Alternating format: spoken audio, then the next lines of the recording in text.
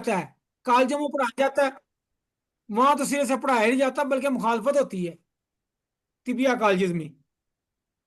जी जी। तो बाकी रह गए हमारे कानून मुफद्दा के जो साथी हैं, जितनी तंजीमें हैं, वो महाना इजलास के जरिए सिखाते हैं। वो लाहौर में जी बिल्कुल। हो इस्लामाबाद में हो, मुल्तान में हो, फैसलाबाद में हो, जहां जहां भी, कराची में हो, जहां जहां भी कानून मुफद्दा सिखाया जाता है, वो सिर्फ महाना इजलास है।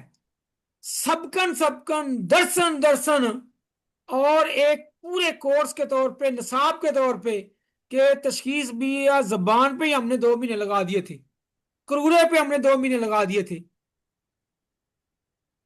इस तरह जी ये जी।